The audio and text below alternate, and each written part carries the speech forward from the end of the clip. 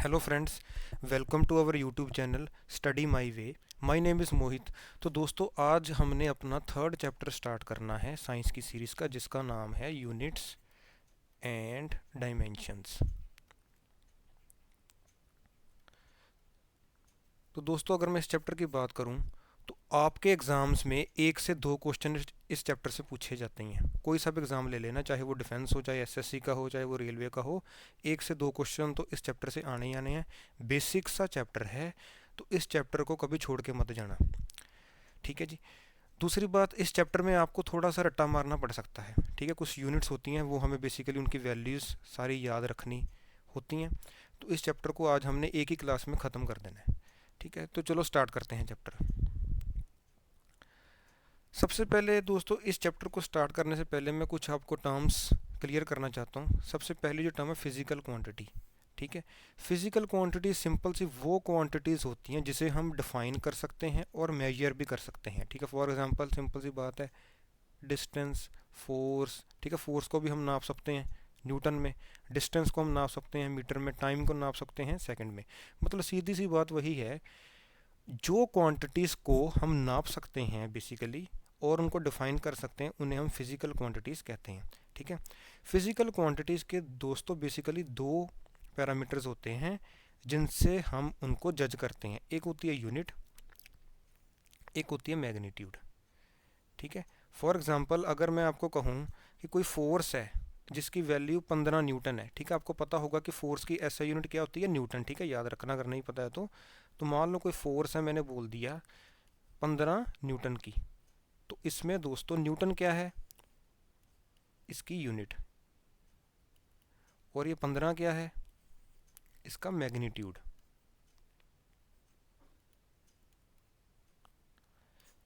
ठीक है जी। तो मैग्नीट्यूड बेसिकली क्या होता है कि कितनी क्वांटिटी की ये फोर्स है, और न्यूटन क्या होगी इसकी यूनिट। अब हम चलते हैं आगे। तो बेसिकली दोस्तों, दो तरह की क्वांटिटीज़ होती हैं। एक होती हैं फंडामेंटल क्वांटिटीज़ और दूसरी होती है मेरी ड्राइव्ड क्वांटिटीज़।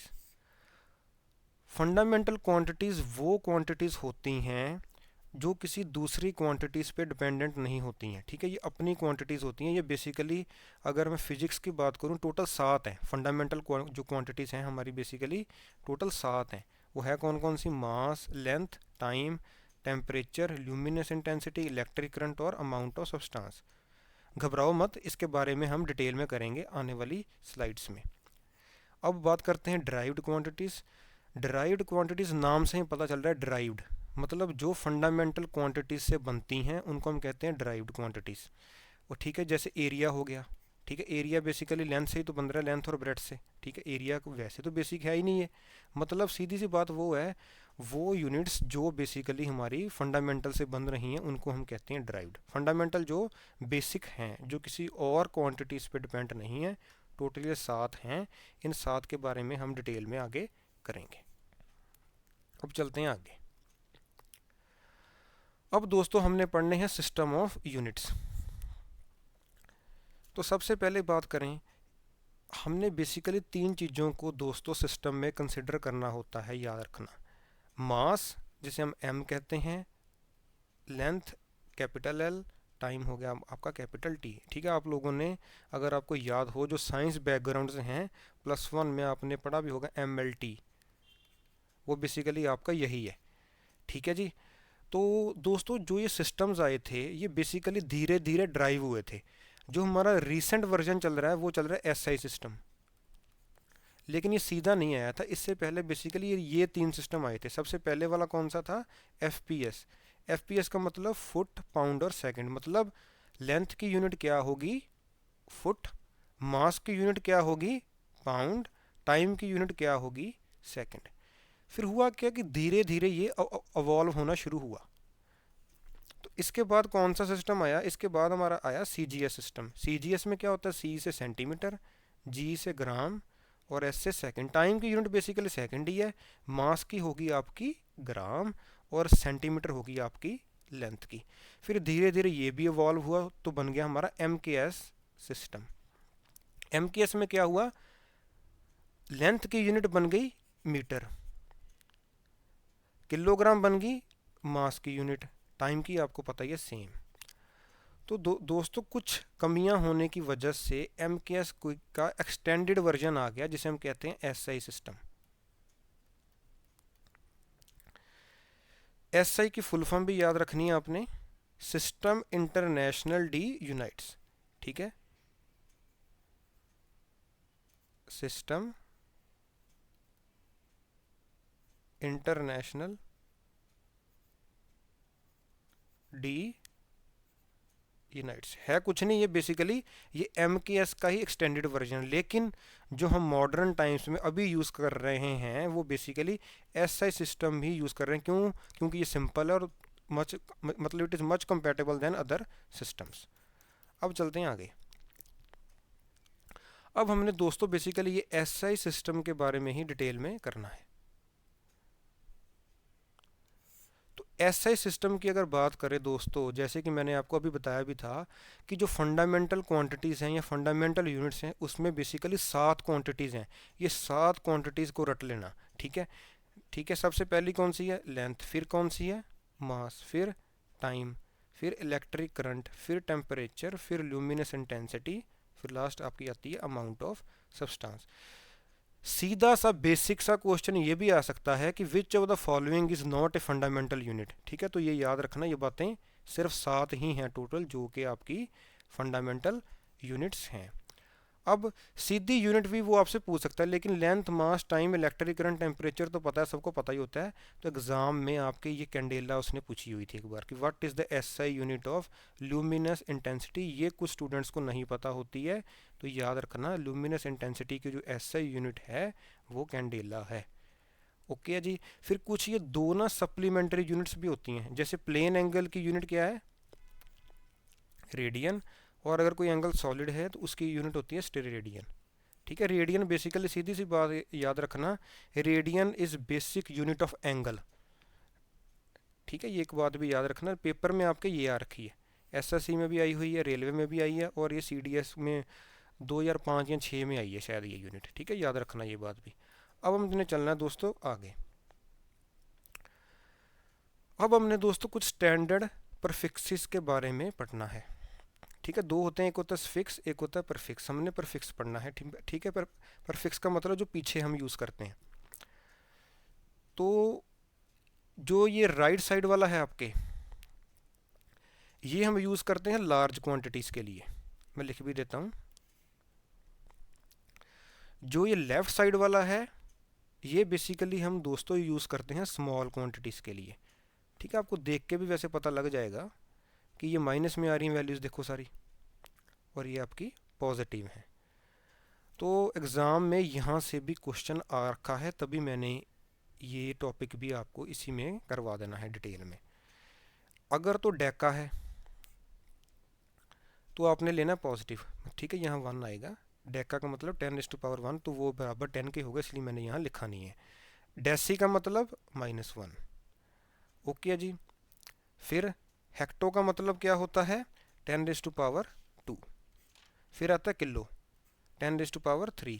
किलो के बाद आता है मेगा, 10⁻6। ये बहुत इंपॉर्टेंट है, जहाँ पर मैं स्टार लगा दूंगा वो तो आपको याद होने चाहिए पक्का, ठीक है जी। बाकी जस्ट आप ऊपर ऊपर से कर जाना, लेकिन जहाँ पर मैंने आपको स्टार मार्क करवा दिया वो तो आप लोगों ने करके जाने ही जाने हैं। क्यों? क्योंकि वो या तो किसी एग्ज़ाम में आए हुए हैं या वो आ भी सकते हैं। तो एक गीगा याद रखना, गीगा होता है आपका 10⁻9 मीटर। फिर आ गया टेरा, 10⁻12। फिर आ गया पेटा, 10⁻15। फिर एक्सा आ गया 10⁻18। फिर जेटा 10⁻21। फिर योटा आता 10⁻24। यहाँ भी थोड़ी सी ना याद रखना, जेड वाई से पहले आ रहा है। वैसे अगर मैं अल्फ़ाबेटिकल की बात करूं तो जेड वाई के बाद आता है, लेकिन यहाँ पर इसमें कन्फ्यूजन मत क्रिएट करना। जो जेटा है वो 10⁻21 है, योटा 10⁻24 है। अब हमने कुछ स्मॉल की बात करते हैं। डेसी 10⁻, ये आपको मैथ्स में भी काम आएंगी। मेंसुरेशन चैप्टर में कई बार वो यूनिट्स में डेका डेसी लिख देता है, स्टूडेंट्स वहीं पे कन्फ्यूजन में आ जाते हैं, ठीक है। डेसी क्या है? 10⁻⁻1 मीटर। सेंटी आपको पता ही 10⁻⁻2 मीटर। हाँ, एक और बात, ये सारी मीटर्स में है, ठीक है जी। मिली 10⁻⁻3 मीटर। माइक्रो 10⁻⁶, और ये नैनो तो जरूरी याद रखनी है आप लोगों ने, वेरी वेरी इंपॉर्टेंट। वैसे नाम से पता लग रहा है 9, N फॉर नैनो, तो ये भी याद रखनी है आपने, एग्जाम में आ रखी है। फिर आती है आपकी पिको, पिको भी इंपॉर्टेंट है जी, 10⁻⁻12, ये फेमटो भी इंपॉर्टेंट है, ये भी एग्जाम में आ रखी है। Femto stands for 10⁻⁻15। Femto Fermi भी है जी, मैं यहाँ लिख भी देता हूँ, फेमटो आपका फर्मी भी कहते हैं इसी को, ठीक है जी। फेमटी, फेमटो, फर्मी को, या फिर एटो 10⁻18, फिर जेप्टो, और फिर आपका लास्ट में आ गया योक्टो। तो जहाँ पर तो मैंने स्टार लगाए हैं उनको थोड़ा सा ध्यान से कर लेना, और बाकी आप ऊपर ऊपर से कर सकते हो। ये यूनिट्स आपको वैसे भी पता होनी चाहिए, जैसे मैंने आपको बताया कई बार वो न्यूमेरिकल्स में वैल्यू इनमें दे देता है, जैसे वो बोल देगा कि लेंथ है आपकी 10 डेसीमीटर या डेकामीटर, तो अगर आपको यही नहीं पता होगा तो न्यूमेरिकल आपका अटक जाना है। ओके है जी बात। एक और अगर अगर आपने याद करना मैंने कैसे किया हुआ है, अगर आप ध्यान से देखोगे जितनी भी टर्म्स आपकी ओ से एंड हो रही हैं वो सारी नेगेटिव में है, ठीक है। सीधी सी बात, एक तो ये याद रख लेना, जो भी ओ से स्टार्ट, ओ से सॉरी एंड हो रही हैं वो आपकी नेगेटिव में है, ए वाली सारी पॉजिटिव है। देखो सिवाय एक के, किलो आपको पता ही होती है, हेक्टो बस याद रख लेना, हेक्टो थोड़ी सी एक्सेप्शनल है, बाकी सारी देखो जितने भी मतलब उनका अल्फ़ाबेट ए ही आ रहा है देखो सभी में, तो याद रखना ए वाली सारी पॉजिटिव है, ओ वाली सारी नेगेटिव है, बस ये थोड़ा सा एक एक्सेप्शन है हेक्टो, उसके अलावा ये आप फॉर्मूला भी लगा सकते हो, किलो आपको पता ही होती है, ठीक है जी। अब हम चलते हैं दोस्तों आगे। अब दोस्तों आपके पेपर में ना यहाँ से क्वेश्चन मैंने देखा बहुत बार आया है, स्पेशल एस्ट्रोनॉमी यूनिट से। डिफेंस वाले तो ये पक्का करके जाना जी, जितने भी एनडीए, सीडीए, सीएपीएफ, एफकेट वाले हैं, इस टॉपिक से वो पक्का क्वेश्चन पूछता है। एफकेट जब मैंने दिया तब भी ये आ रखा था यहीं से, ठीक है। तो ये फ्री के नंबर होते हैं, कभी भी छोड़ के मत जाया करो। सबसे जो पहली एस्ट्रोनॉमिकल यूनिट, एस्ट्रोनॉमी का सबसे पहले बताओ मतलब क्या है। एस्ट्रोनॉमी का मतलब क्या है, जो हम आपकी हेवनली बॉडीज होगी, सन, मून, स्टार, ठीक है, ये सारे आपके आ जाते हैं एस्ट्रोनॉमी में। अब बात करते हैं सबसे पहली यूनिट की। जो सबसे पहली यूनिट है आपकी वो है एस्ट्रोनॉमिकल यूनिट, इसकी डेफिनेशन भी पता होनी चाहिए। एस्ट्रोनॉमिकल यूनिट है क्या, it is just the average distance between the centre of earth and sun, ठीक है। पहले तो आपको यही पता होना चाहिए अर्थ और सन के बीच में है, यहाँ पर मून की बात मैंने नहीं करी है। एग्ज़ाम में आपको कन्फ्यूजन में डालने के लिए वो ये लिख सकता है astronomical unit is the average distance between the earth and moon, sun and moon, वगैरह वगैरह। तो याद रखना यहाँ पर मून का लेना देना नहीं है, यहाँ पर सिर्फ मैंने अर्थ और सन की बात करी है। फिर बात करते हैं इसकी वैल्यू की, इसकी वैल्यू भी आपको याद होनी चाहिए जी, 1.496 इंटू 10⁻⁻11 मीटर। हाँ जी, एक और बात याद रखना, वो इसको 1.5 भी लिख सकता है, तो वहाँ पर जाके कन्फ्यूजन में मत आ जाना। क्यों? क्योंकि 1.496 is approximately equal to 1.5 only, ठीक है। तो याद रखना इसकी वैल्यू भी कि 1.496 इंटू 10⁻11 मीटर। सेकंड बात करते हैं लाइट ईयर की, ये बहुत बार आई है आपके पेपर में, ठीक है, चाहे आप प्रीवियस ईयर चेक कर लेना। लाइट ईयर ये क्या है, distance travelled by the light in 1 year in vacuum, ठीक है। वैक्यूम में, यहाँ वैक्यूम भी आएगा, ठीक है, लिख लेना साथ में, distance travelled by light in 1 year in vacuum. इसकी वैल्यू क्या है, 9.46 इंटू 10⁻15 मीटर, ठीक है। ये बात का भी ख्याल रखना। एक बात दोस्तों और याद रखना, मैंने ये यूपीएससी में देखा था, जब ये साइंस का क्वेश्चन आया था वहाँ पर उन लोगों ने बेसिकली क्या किया, ऑप्शन ऐसी दे दी, 10⁻15 मीटर एक थी ऑप्शन, एक ऑप्शन थी 10⁻16, 10⁻17, 10⁻14। तो दोस्तों स्टूडेंट्स कह रहे थे कि हमें तो आपने ये याद करवाई है, ऑप्शन तो ये थी ही नहीं। तो दोस्तों थोड़ा सा अपना दिमाग भी यूज़ किया करो हो, जो ये 9.46 है it is approximately equal to 10 only, तो 10 की पावर 1 इंटू 10⁻15 होगी आपकी, तो ये किसके बराबर आ रही है, 10⁻16, और मैक्सिमम बच्चे इसको टिक कर आए। तो इसका आंसर ये नहीं था, इसका आंसर ये था 10⁻16 मीटर। क्यों? क्योंकि जो 9.46 है इसे हम लगभग 10 ही तो बोल सकते हैं, तो 10⁻1 है, 10⁻15 है। ये तो आपको पता ही होगा कि जब हम ऐड करते हैं, सॉरी मल्टीप्लाई करते हैं तो पावर्स ऐड हो जाती हैं। तो इसका आंसर ये ठीक था, 10⁻16। तो ये भी याद रखना, it is approximately equal to 10⁻16 only. ये वैल्यू रहने देना याद करने को, इतना डीप में नहीं जाना आप लोगों को भी, केमिस्ट्री वालों को ये करनी होती है। ठीक है, तो इसका आंसर आपका होगा 10⁻16 मीटर। अब चलते हैं आगे, पारसेक। सबसे पहले पारसेक की बात करें, पारसेक की फुल फॉर्म याद रखना पहले तो, पैरालैक्टिक सेकंड। ठीक है, इसकी फुल फॉर्म क्या है, पैरालैक्टिक सेकंड। अब पैरालैक्टिक सेकंड से बोल दोगे कि सेकंड तो ऐसा यूनिट किसकी है, टाइम की। लेकिन याद रखना दोस्तों, ये टाइम की यूनिट नहीं है, ये है आपकी the largest unit of distance. ठीक है, अब याद रखना, it is a largest unit in science, और ये डिस्टेंस की यूनिट है। ये सेकंड का इसके साथ कोई लेना देना नहीं है, टाइम का इसके साथ कोई लेन देन नहीं है।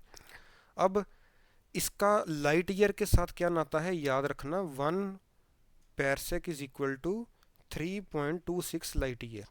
ठीक है, ये बात आपने याद रखनी है, इसकी वैल्यू कितनी है, 3.26 लाइट ईयर।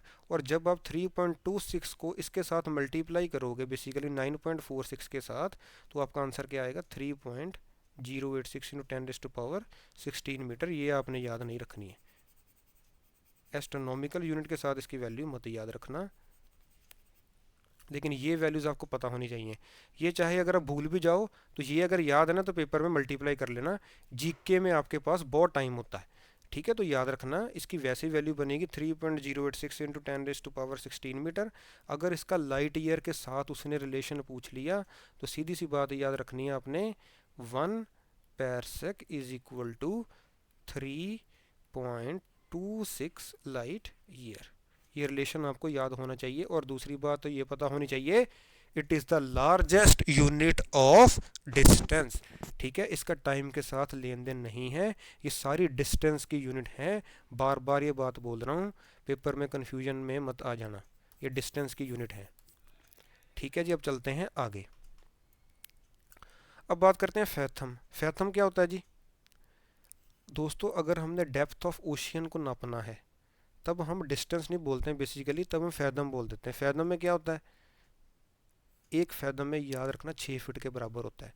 मतलब अगर मैं बोलूँ कि 36 फीट मेरी ओशियन की डेप्थ है, तो मैं 36 फीट नहीं बोलूँगा, मैं सीधा बोल दूंगा शॉर्टकट में, ठीक है, कि 6 फैथम के बराबर है। और याद रखना, एक fathom is equal to 1.82 metre.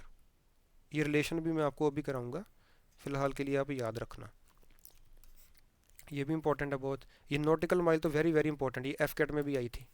ठीक है, अगर दोस्तों आपने समुंदर में दूरी नापनी है तो हम डिस्टेंस नहीं कहते, हम नॉटिकल माइल कहते हैं। ये डिफेंस वालों को तो वैसे पता होना चाहिए, नेवी के एसएसबी में उसने मेरे से पूछी थी बात। ठीक है, nautical mile is the unit to measure distance in the seas and oceans. 1 nautical mile is equal to 1.852 metre.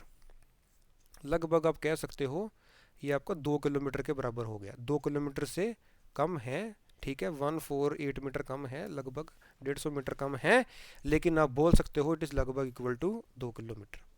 Okay है जी। अब कुछ मैंने आपको कोरिलेशन कराने हैं जो आपको वैसे बेसिक लाइफ में पता हो।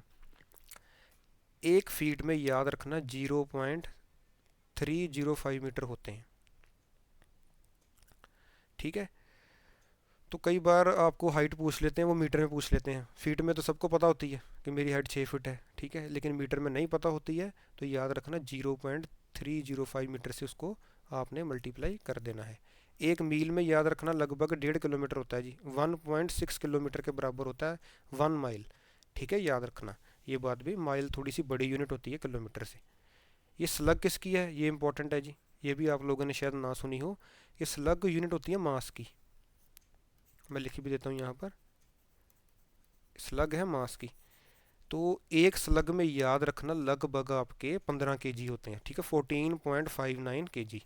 ऑप्शंस बिल्कुल पास पास में नहीं आएंगी। अगर आपको थोड़ा सा आइडिया होगा, आपको पता पता है कि स्लग की जो वैल्यू है 15 किलो के आसपास है, तो आप इजीली निकाल लोगे। इतना टेंशन नहीं आप लोगों ने लेनी है, बस आपको ये वैल्यू पता होनी चाहिए। एंगस्ट्रॉम तो आपको मैंने बहुत बार करवाई भी है, तो इसकी वैल्यू याद रखना 10⁻⁻10 मीटर होती है, जो कि ये आपकी वेवलेंथ की यूनिट होती है एंगस्ट्रॉम। ठीक है, वेवलेंथ को हम बेसिकली एंगस्ट्रॉम में ही बताते हैं। तो ये सारी यूनिट्स आपको पता होनी चाहिए। अब ये चैप्टर जस्ट आपने इतना ही करना था, ये एक टॉपिक सा होता है, लेकिन मैं ये अलग से करवाता हूँ। क्यों? क्योंकि बच्चे इस टॉपिक को सीरियसली नहीं लेते हैं, इसीलिए मैं इसको अलग से करवा देता हूँ ताकि उनको क्लैरिटी रहे। तो अगर मैं इस चैप्टर की बात करूँ, तो ये यूनिट्स नॉटिकल माइल फेदम के बारे में पता होना चाहिए, ये तो सारी पता होना चाहिए। एस्ट्रोनॉमिकल, लाइट ईयर, पारसेक, ठीक है, ये तो एग्जाम में आती हैं, ये ऊपर ऊपर से कर लेना, ये बाकी जस्ट आप एक बार देख लेना। ठीक है, तो फिर आपको इजीली समझ आ जाएगा और आपके ये 1-2 नंबर फ्री के आ जाएंगे। चलो ठीक है जी, थैंक यू। तो अगला हम चैप्टर स्टार्ट करेंगे दोस्तों, मोशन। इसके बारे में हम करेंगे न्यूटन्स लॉ क्या है, ये भी चैप्टर इंपॉर्टेंट है, 1 से 2 क्वेश्चन पूछ लेता है वो कई बार। तो अगला चैप्टर हम स्टार्ट करेंगे मोशन। चलो थैंक यू, टेक केयर। जितना करवाया है उसको रिवाइज करके आना।